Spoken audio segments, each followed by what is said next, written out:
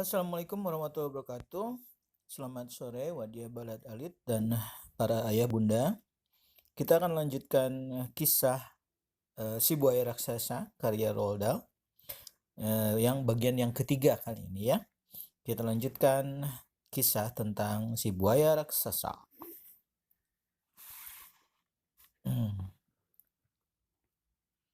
Hai buaya raksasa, seru Roly-Poly bernyanyi.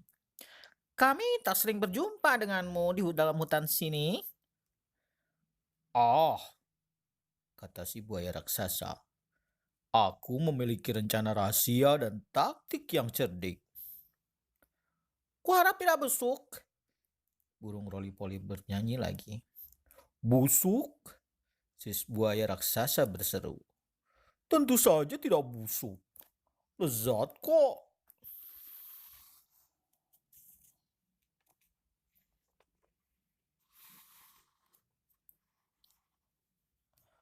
Rasanya enak.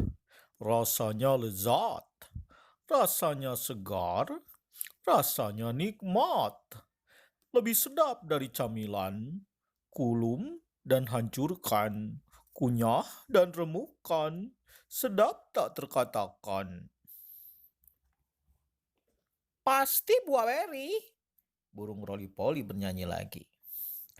Buah beri makanan favoritku di dunia ini. Mungkin raspberry atau strawberry? Si buaya raksasa tertawa begitu keras, sehingga gigi-giginya bergemeretak bagaikan uang receh dalam kotak kaleng.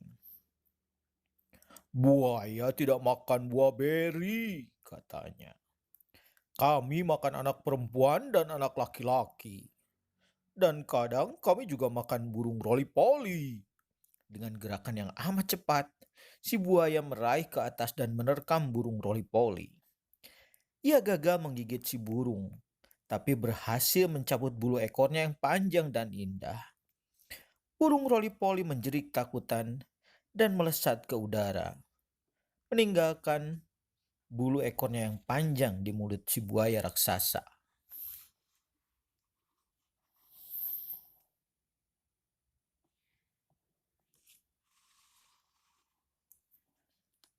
Akhirnya, si buaya raksasa tiba di seberang hutan dan keluar ke daerah yang diterangi sinar matahari.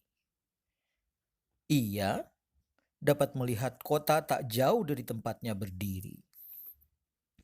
Ho ho, katanya berbicara pada diri sendiri. Haha, perjalanan melintasi hutan membuatku lapar. Seorang anak saja tidak cukup untuk makan hari ini. Aku tak akan kenyang sebelum menyantap paling sedikit 3 anak yang lezat.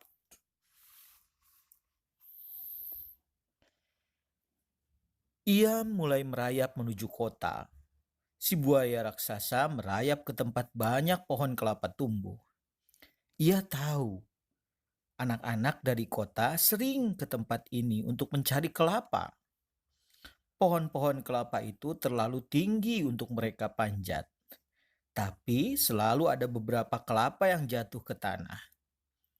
Si buaya raksasa cepat-cepat mengumpulkan seluruh kelapa yang bertebaran di tanah. Ia juga mengumpulkan beberapa daun kelapa yang terjatuh. Sekarang waktunya taktik cerdik nomor 1. Ia berbisik pada diri sendiri. Tak lama lagi, aku akan menyikat bagian pertama makan siangku. Ia menyelinapkan semua daun kelapa itu ke mulutnya. Ia meraih buah-buah kelapa dengan kaki depannya. Lalu, ia berdiri tegak bertumpu pada ekornya.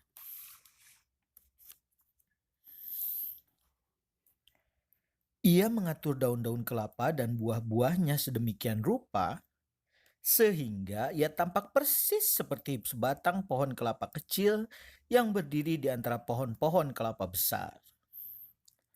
Tak lama kemudian datang 2 anak. Mereka kakak beradik. Si abang bernama Toto. Adiknya yang perempuan bernama Mary. Mereka berjalan ke sana kemari mencari kelapa jatuh, tapi tak berhasil menemukan satu pun karena seluruh kelapa yang jatuh telah diambil si buaya raksasa. "Oh lihat," Toto berseru. "Pohon yang di sana itu jauh lebih kecil daripada yang lain dan penuh kelapa. Kurasa aku dapat cukup mudah memanjatnya jika kau membantu mendorongku naik." Toto dan Mary berlari menuju apa yang mereka kira pohon kelapa kecil. Si buaya raksasa mengintip di sela-sela daun. Ia memperhatikan saat mereka semakin dekat dan terus mendekat.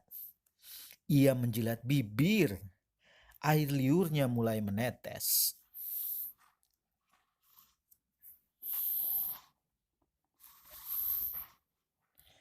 Tiba-tiba terdengar suara gemeresak keras. Ternyata yang datang adalah Hampi-Rampi si Daniel. Ia berlari menerobos pepohonan sambil mendengus-dengus dari dalam hutan. Kepalanya menunduk rendah dan ia berderap dengan kecepatan tinggi. "Awas, Toto!" Hampi-Rampi berteriak. "Awas, Mary! Itu bukan pohon kelapa. Itu si buaya raksasa dan dia ingin memakan kalian." Hampi-Rampi menyerbu si buaya raksasa. Ia menyeruduk dengan kepalanya yang besar dan membuat si buaya raksasa terpelanting dan berguling-guling di tanah.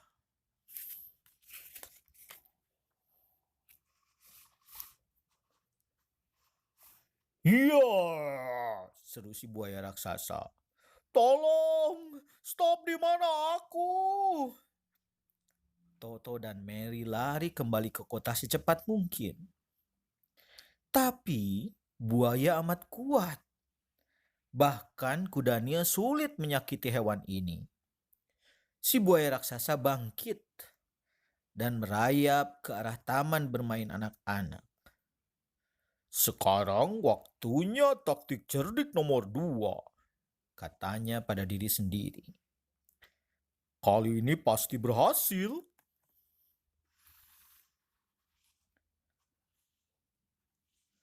Tak ada anak-anak di taman bermain saat itu. Mereka masih sekolah. Si buaya raksasa menemukan sebatang kayu besar dan meletakkannya di tengah taman bermain. Lalu ia berbaring melintang di atas batang kayu itu dan menekuk kaki-kakinya ke dalam sehingga ia tampak persis seperti papan jungkat-jungkit. Ketika sekolah bubar, semua anak berlari ke taman bermain. "Oh lihat!" mereka berseru. "Kita mendapat jungkat-jungkit baru." Mereka bergerombol berseru-seru. "Hore! Hore! Aku naik duluan. Aku di seberangnya ya. Aku naik duluan. Aku juga, aku juga, aku juga."